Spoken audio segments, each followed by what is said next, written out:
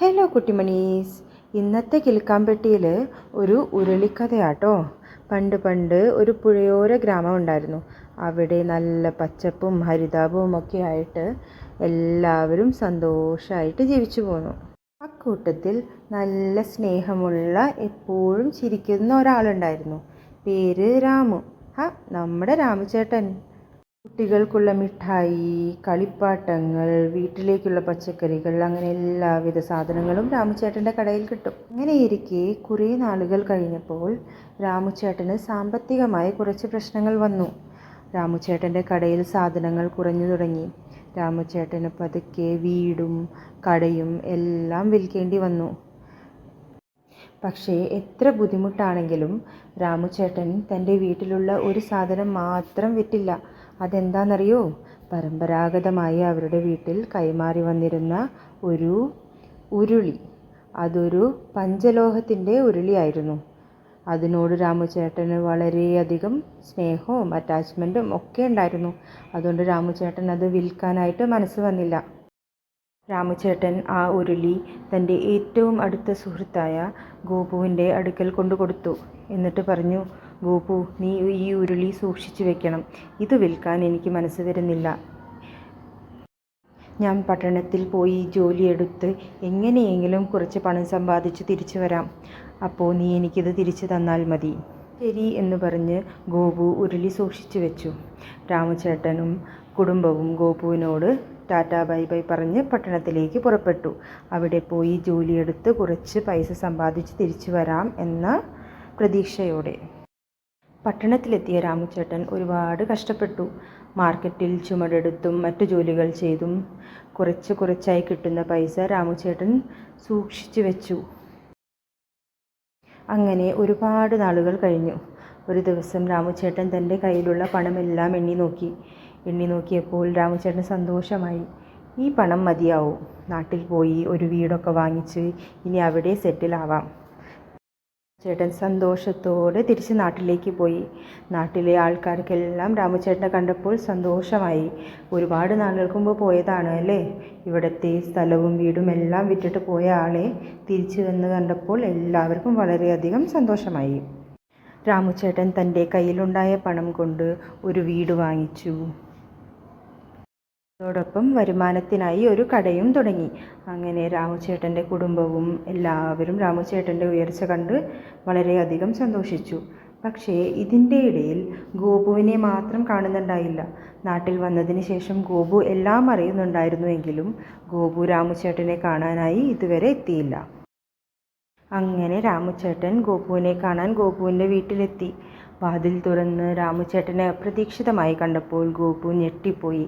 അവൻ എന്ത് പറയണം എന്നറിയാതെ ഒരു നിമിഷം നിന്നു. രാമുചേട്ടൻ ഗോപുവിനെ കണ്ട് ചോദിച്ചു, സുഖമാണോ നിനക്ക്?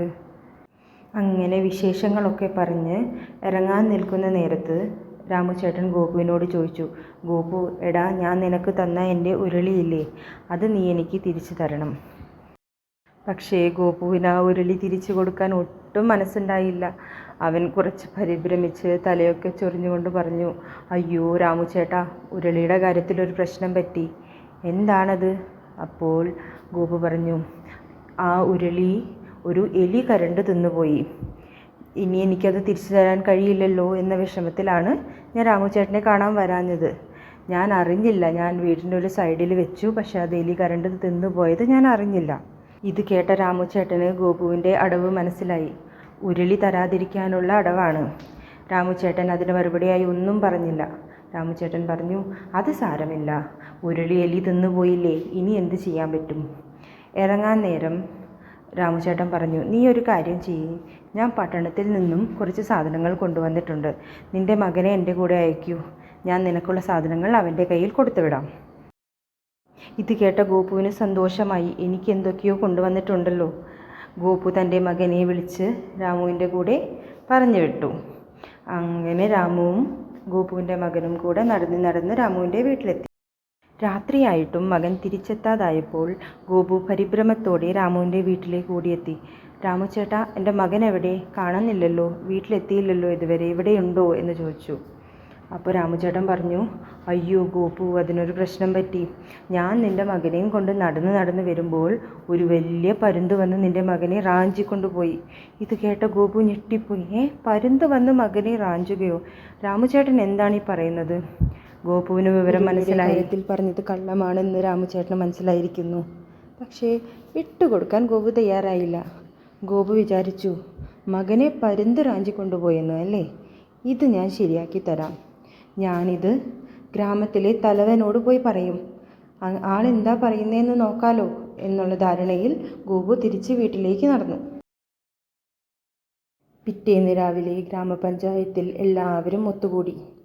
എല്ലാവരും കൂടി നിൽക്കുന്ന സമയത്ത് ഗോപു പറഞ്ഞു, ഇന്നലെ എൻ്റെ വീട്ടിൽ നിന്നും എനിക്ക് കുറച്ച് സാധനങ്ങൾ തരാനുണ്ട് എന്ന് പറഞ്ഞ് എൻ്റെ മകനെ കൊണ്ടുപോയിട്ട് മകൻ ഇതുവരെ തിരിച്ചെത്തിയില്ല. അന്വേഷിച്ച് ചെന്നപ്പോൾ പറഞ്ഞിരിക്കുന്നു, നിൻ്റെ മകനെ പരുന്ത് റാഞ്ചിക്കൊണ്ടുപോയി എന്ന്. അതെങ്ങനെ നടക്കും തലവ? പരുന്ത് എങ്ങനെ എൻ്റെ ഇത്രയും വലിയ മകനെ റാഞ്ചിക്കൊണ്ടുപോകും? എനിക്ക് നീതി കിട്ടിയേ പറ്റൂ. എനിക്കെൻ്റെ മകനെ തിരിച്ചു വേണം. ഇത് കേട്ട് അവിടെ കൂടി നിന്ന് എല്ലാവരും ശരിവെച്ചു. ഗോപു പറയുന്നത് ശരിയാണ്. പരുന്ത് എങ്ങനെ മകനെ റാഞ്ചിക്കൊണ്ടുപോകും? ഗോപുവിന് അവൻ്റെ മകനെ തിരിച്ചു കൊടുക്കണം എന്ന് എല്ലാവരും ഒരേ സ്വരത്തിൽ പറഞ്ഞു. അപ്പോൾ ഗ്രാമത്തലവൻ രാമുവിനെ വിളിച്ച് ചോദിച്ചു, ഇനി രാമുവിന് പറയാനുള്ളത് കേൾക്കട്ടെ. രാമു വളരെ വിനയത്തോടെ കൈകൂപ്പി നിന്നുകൊണ്ട് പറഞ്ഞു, എൻ്റെ പഞ്ചലോഹ ഉരുളി ഒരു എലിക്ക് കാരി തിന്നാം എന്നുണ്ടെങ്കിൽ എന്തുകൊണ്ട് ഒരു പരുന്തിന് ഗോപുവിൻ്റെ മകനെ റാഞ്ചി കൊണ്ടുപോയിക്കൂടാ? ഇപ്പോൾ ഗ്രാമത്തലവനും ഗ്രാമത്തിലുള്ള അവിടെ കൂടി നിന്ന എല്ലാവർക്കും കാര്യങ്ങളൊക്കെ മനസ്സിലായി. അങ്ങനെ ഗ്രാമത്തലവൻ ഉത്തരവിട്ടു, ഗോപു രാമുവിൻ്റെ പഞ്ചലോഹ ഉരുളി തിരിച്ചു കൊടുക്കേണ്ടതാണ്. അതുപോലെ തന്നെ രാമുവും ഗോപുവിൻ്റെ മകനെ വിട്ടുകൊടുക്കേണ്ടതാണ്. ഉത്തരം കേട്ട ഗോപുവിന് ആകെ നാണക്കേടായി. എങ്ങനെ നാണം കേടാതിരിക്കും? അവൻ്റെ കള്ളി വെളിച്ചത്തായില്ലേ. ഗോപു തലകുനിച്ച് നിന്നു. ഗോപു അന്നു തന്നെ രാമുവിൻ്റെ ഉരുളി തിരിച്ചു കൊടുത്ത് രാമുവിനോട് ക്ഷമ ചോദിച്ചു. രാമു ഒരു മന്ദഹാസത്തോടെ ഗോപുവിനോട് ക്ഷമിച്ചു. ഇതിൽ നിന്ന് നമ്മൾക്ക് എന്തു മനസ്സിലായി? ഒരിക്കലും നുണ പറയുക, അതുമാത്രമല്ല ആരെയും ചതിക്കുകയോ വിശ്വാസവഞ്ചന കാണിക്കുകയോ ചെയ്യരുത്. കേട്ടോ കൂട്ടുകാരെ?